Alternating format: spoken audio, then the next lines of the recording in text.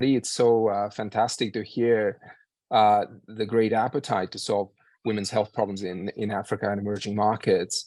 Um, like most of you, I ended up hearing a lot about the issues in women's health in Africa, and I tried my best to ignore it for as long as I could. And then there was a mother who was in her early 30s and had a 1-year-old baby, and she was going to die.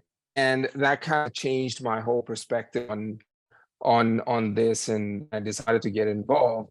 Um, this woman basically, like a lot of, I guess, since then I've heard, uh, had cancer, came for treatment, but didn't get to the clinic. The clinic was basically not operational, and there's not a lot of funds for them to go back and forth from the clinic to the house, etc. So she was stranded at the hospital for a while. Eventually, she gave up, went back home, and then comes back about a couple of years later with a 1-year-old baby and a cancer that's not now treatable.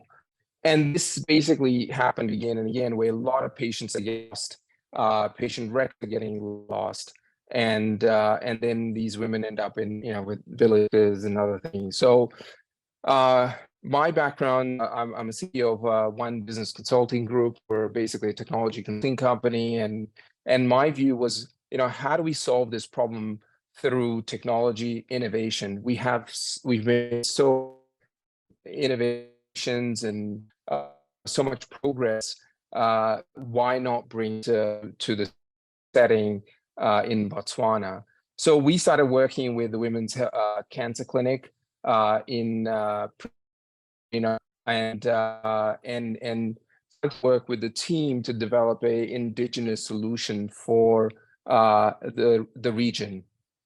And I say the indigenous solution because these particular settings don't have the resources that we're accustomed to in the West. There's lack of internet, lack of smartphones. So what we wanted to do was connect the clinics, the doctors with the patients in a really seamless experience that would allow them to communicate, understand when their treatments are happening, where they need to go, and keep all the medical records in place so that they don't lose and go back and have to, do all those things again.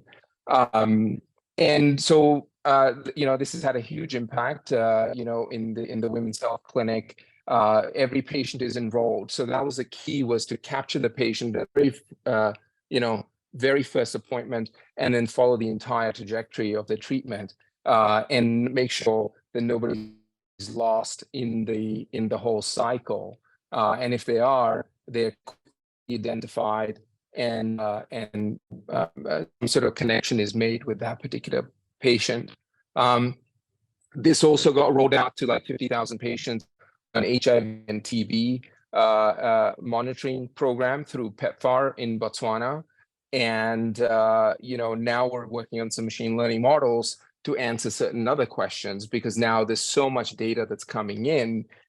We have the opportunity to actually, leapfrog and start to other questions, as well as, scale up through rest of Southern Africa, and hopefully beyond that as well. So, this is directly impacting women's health, and obviously can go above and beyond that as well. And it's, something that's very much on the ground, impactful, and in the region. It's fantastic to see there's so much for this. I actually didn't realize that. So this I really appreciate the invite there, because it gives me a different perspective on what can be achieved with that kind of appetite in the background. So thank you for giving me this opportunity.